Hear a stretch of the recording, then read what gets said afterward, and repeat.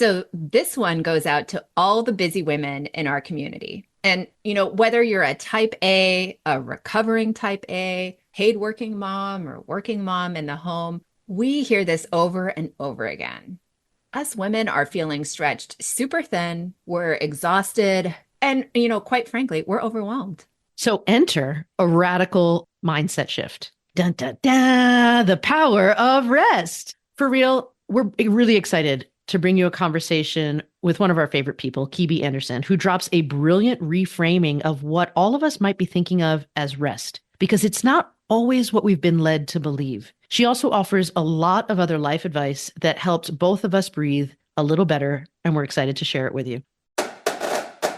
Welcome to the Dear White Women podcast, the show that helps white women use their privilege to uproot systemic racism without centering themselves in the process. We are your multi-ethnic, Japanese, and white hosts, Sarah and Misasha.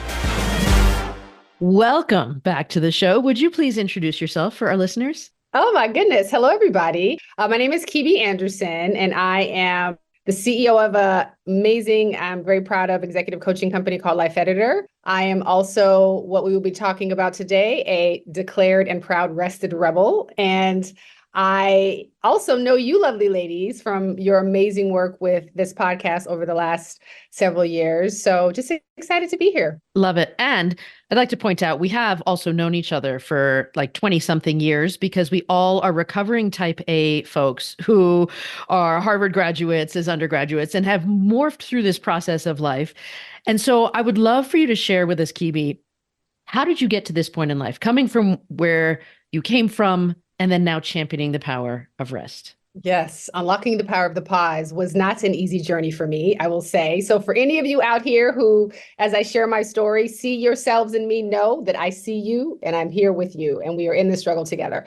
No, but as you highlighted, Sarah, I am type A, classic personality, came out of an environment as a young person where I learned that when I achieved, I got attention, I got love, I got adoration, and it caused me to buy into a programming that in order to be seen as worthy, I needed to work. And I think given my already ambitious spirit and my vast sense of curiosity, that created a consistent behavior pattern where there was no pause, like there was no end. Like I worked, I got success, I got accolades, I worked, I got success. And I tell the story quite a bit.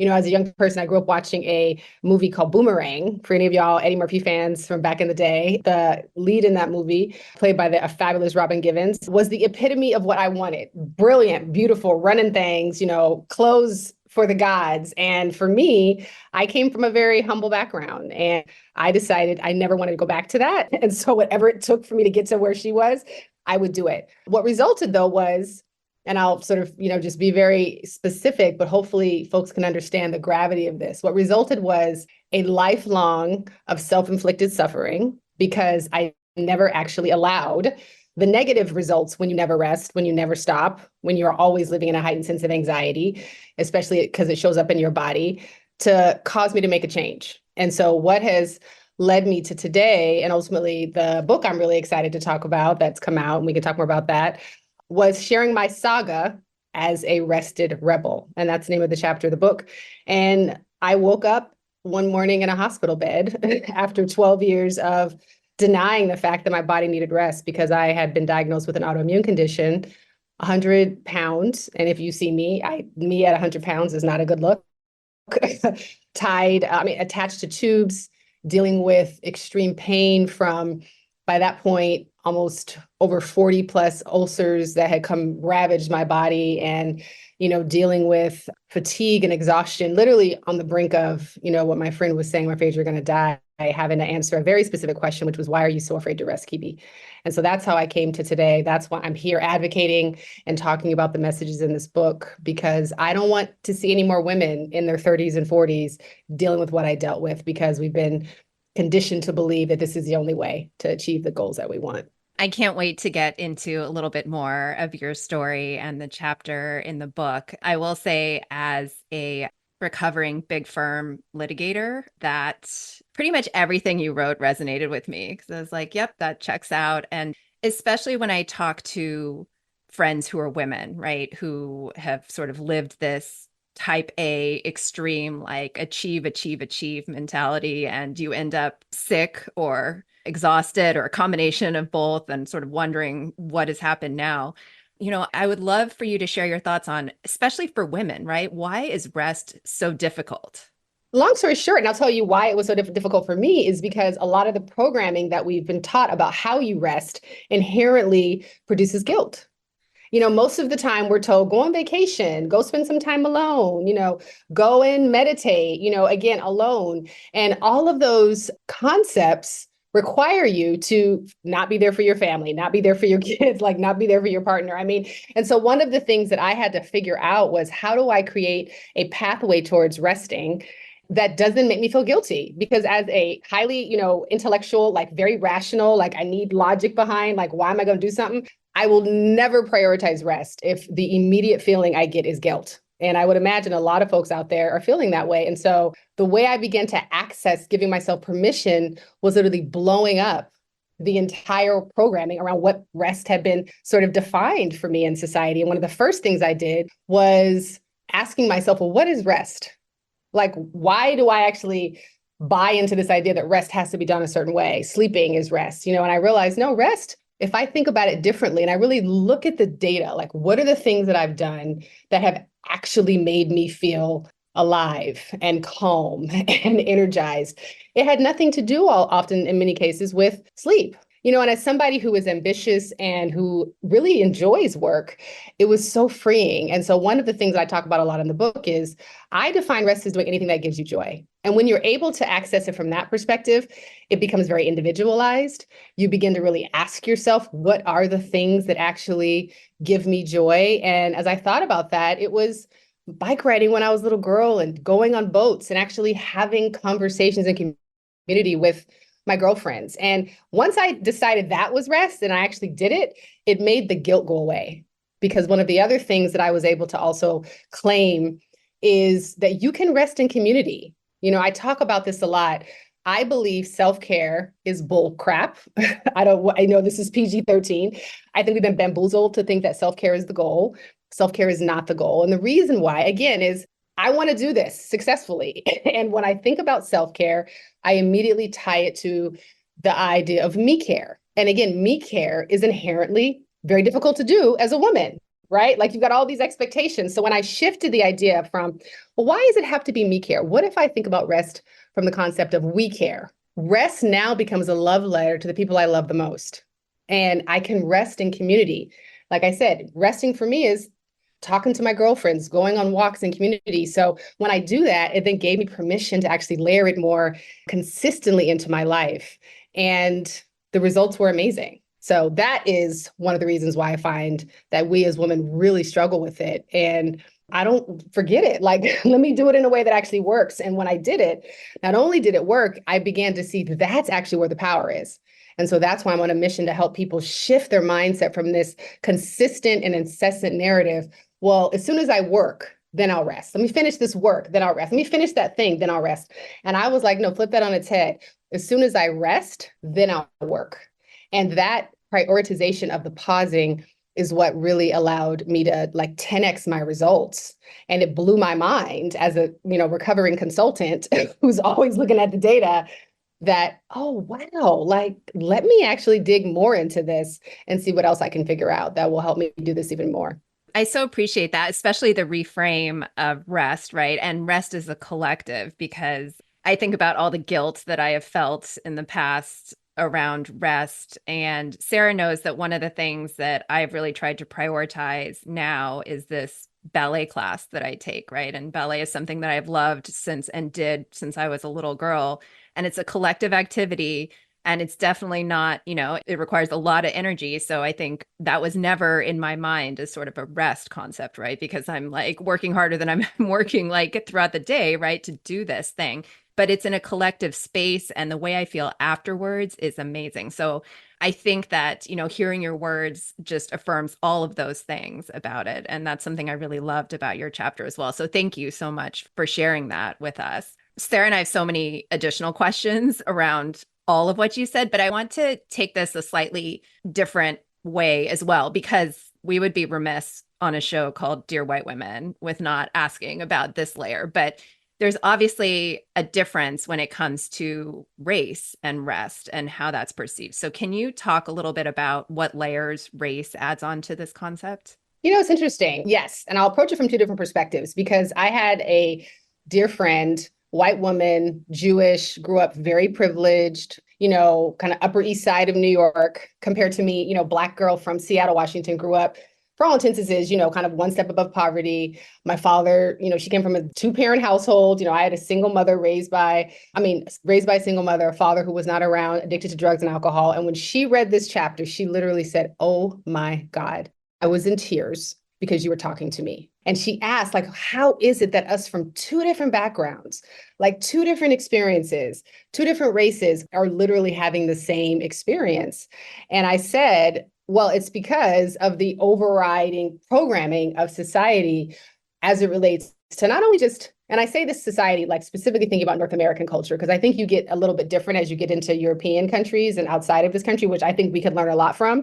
That is like race has no impact on it. Like if you grew up in this country and you have been experiencing a lot of the messaging and sort of societal norms, you will experience this. So I actually, in many cases, don't think that race has an issue. And this is the reason why, for me, I'm talking to everybody, right? Because I think this is a pandemic of sorts that's impacting so many of us, especially in this, folks who are ambitious in the work world and are trying to make it in sort of maybe a corporate environment or a capitalistic world, but at the same time not lose their souls and not kill themselves. But as you said, race is important. And one of the things that I talk about in the chapter is how for a long time, I bought into the idea that people who were rich had privilege. Well, like they could rest if they wanted to because they have all this money. And again, sort of tying it into a economic lens that is oftentimes racial, because, as a young person, I didn't have a choice as to whether or not I had to work. Like if I didn't work, I didn't eat. And a lot of Black people, a lot of folks from lower economic environments that are from different cultural backgrounds can relate to that. And we oftentimes didn't have examples of what resting looked like. I looked at my mother as, a young single woman trying to raise me. Like she didn't really understand what resting was. And even though we might take a vacation because she used all of her money from, say, a graduate degree refund check in order to take us out, we would still come back and she'd be exhausted. Like she'd literally be stressed out. And so that's where this idea of me really beginning to buck up against, like, is that really rest? Like, is it really trying to fulfill a sense of worthiness that as a Black person you're struggling with because you've been told that unless you do certain things, you're not worthy? And the overriding message that I began to really tell myself, and this is sort of what I think turns around, brings us full circle to your question, is it's all connected to our understanding of our inherent value, no matter who we are as in terms of race. And that programming, again, goes much deeper than race, much deeper than even gender. I'm talking to women, but there's a lot of men out there who definitely, when they kind of in the quiet of the time, are like, "Oh my God, Kibi, like I need to really help me figure this out." And so that's the unifying factor here. That's the element. So to my people of color, who oftentimes will say, "Well, Kibi, you have privilege because of maybe I went to Harvard or I've been able to access certain things in my life that gave me sort of an economic edge right now." At the end of the day, that doesn't matter. Because like I said, I have just as many other people who didn't come from that background who are still struggling. And that's why we need to come together and, to your point, bring the Dear White People fans in and the kind of Black, Essence reader fans, and actually have what I like to describe, a revolution and a rebellion against these messages that have kept us just trapped and encaged for a long time. I love that. Every time I speak to you, Kibi, I come away with inspiration and feel like I've learned a couple of new points about how to approach life. I'm just going to open this before we jump to the book. What other life advice might you recommend? Because the last time you and I spoke, we discussed the brilliant book, The Four Agreements. And that shifted the energy around my life over the last month in a really positive direction. I have all four of them on a Post-it note on my desk, and it has been incredible. So what other gems might you want to drop in this show right now? Yeah, it's interesting because that book is one of the most powerful books that I read at a young age. And I told Sarah, I reread it every year because there are two things in there that I think if we can begin to process them more and more, it will allow us to not only unlock like this permission to sort of rest, but just more broadly decrease suffering, which is at the end of the day is like what we're all trying to do. How do we deal with decreasing resistance? And one of them is one of the four agreements, which is do not make assumptions. And the other one is don't take anything personally. And so I cannot articulate how important that is. And as an executive coach, I work with a lot of C-suite senior leaders, specifically around how to have tough conversations and how to say tough things, get things done, but not have somebody walking out the room crying, how to say things with a soft touch and still get things done. And managing your assumptions is one of the best ways, because oftentimes the reason why we have so many communication breakdowns is because we're operating in assumptions. Instead of leading with our feelings, which is our truth that nobody can debate, and then following that up with curiosity. And that aligns with the second point around manage your expectations, because if you don't actually move through the world with expectations, you're much more equipped to lead with curiosity, right? If I'm not expecting you to do something because I'm your boss, or I'm not expecting you to show up and perform something in a certain way because I'm your boss, and instead I'm sort of trying to understand, how do I get curious about why they're doing that? It creates a much, much higher likelihood that you're going to come to a solution that's productive and feels good for everybody. And this is really key, especially as we think about this diversity, equity, and inclusion conversations we're having, where we're seeing like this blow up of like historically what DEI meant and how do we sort of build bridges. I've never been a DEI kind of consultant, but I found that my work around how to help leaders move with more curiosity. And when I say leaders of businesses, leaders of families, mothers, CEOs, the whole nine, it actually begins to really allow us to move forward in this diversity, equity, and inclusion conversation in a much more welcoming way, because you've let go of all of the pretenses and assumptions that people think DEI stands for, and you're actually getting to the heart of getting curious about somebody else who's different from you. And the results you get not only kind of solve the problems around creating space for more people to be at the table, for more stories to actually matter, for there to be different approaches to how you engage and create safe spaces for people, but you just get better results. You make more money, you have less, you have more peace, you are able to advance agendas much more effectively. And that is really the gem of life. Like, how do you get to the other side with less stress, more happiness, better results? I love that. I am 100% in on curiosity. So I think that that's so important. And I will also add that basically the minute Sarah got off the phone with you, I was getting texts about this book, and she's like, do you know, these are the 4 agreements, and then this is the breakdown of them. And hey, I've like figured out that these 2 agreements are really important right now. So clearly I have to read this book, because I have been like fed it piecemeal via our text conversation. I love you, Sarah. But I so appreciate you talking about it and sort of framing this, because I do think that, especially in spaces like DEI, where it is so easy for people to become very divided very quickly. Like, how do we get to that common goal of understanding and moving forward and really that progress, right? So I love that. I know we spent a lot of time sort of talking around the book, but now I really want to talk about this book, right? So can you please tell us about this new book, Point Taken? Absolutely, yes. So Point Taken, brilliant business advice from women at the top. It is a multi-author book. So I am in community with 10 other brilliant women from various industries and backgrounds. And we're really just sharing advice, right? For people who are maybe aspirational in terms of wanting to have successful careers, launch businesses, do really amazing things within this kind of space of commerce, but also folks who were there, right? Who might be at an inflection, who are at a crossroads and just like not quite sure how to get to the other side. So there are brilliant conversations around how to survive toxic management relationships, how to overcome imposter syndrome, how to recover when you maybe are seeing yourself make choices from the underbelly of our qualities, the stuff that we may not like as much. And how do you pull yourself back from the brink, not exist in shame, but recover and decide you're going to make a different choice? I mean, these are the kinds of topics that we write about in our own personal ways. My story, like I said, is about my journey to reclaiming rest in my life and really rejecting a lot of the pressures and programming that had got me to a point of almost killing myself. And the reason why I love the book so much is that it approaches it from a very personal storytelling perspective, and as somebody who comes out of the film and television world, understands and always centered elevating diverse stories, the power of a story to allow somebody from a completely different environment, especially if it's told as authentically and beautifully as the stories in this book are, is revolutionary again. And I'm all about bringing folks together. Like, how do we come together to solve problems, to elevate conversations so that we can really just change lives, I think, in a way that is going to be much more conducive to us being around here for, thousands more years. Right now, I don't know. So whatever I can do to help do my part to elevate the conversation is what I'm about. So that's what the book is about. Love that you shared that. What do you hope, whether it's listeners of this show or readers of the book, like learn or do differently? Well, for me personally, this is about incorporating more rest in their lives. I mean, I want people to feel confident, feel empowered, and understand how to move with a more rest first centered mindset. I believe wholeheartedly in the fact that the power is in your paws.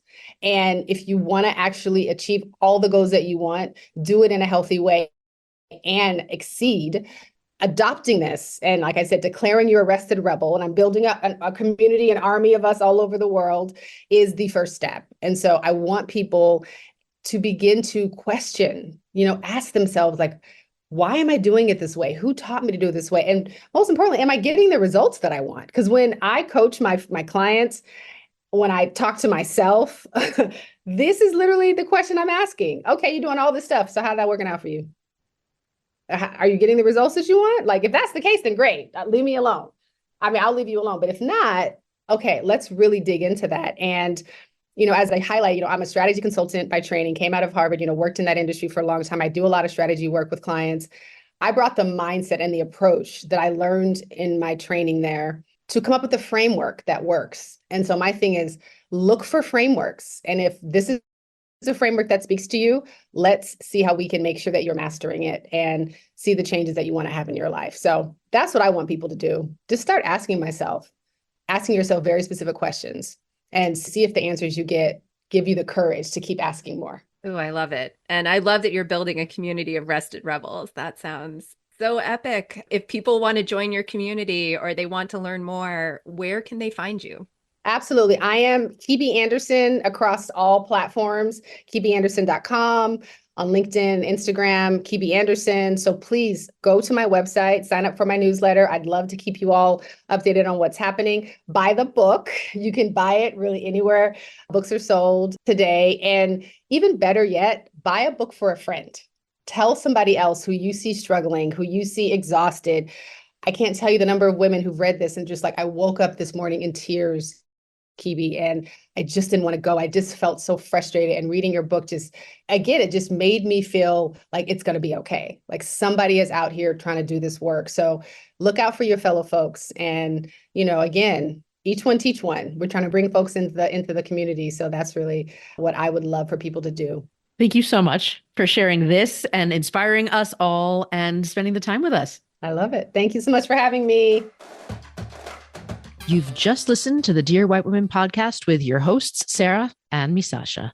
Yes, we're on social media. And yes, you can hire us to do talks about our book. But the biggest thing, don't forget to sign up for our newsletter to receive our free materials.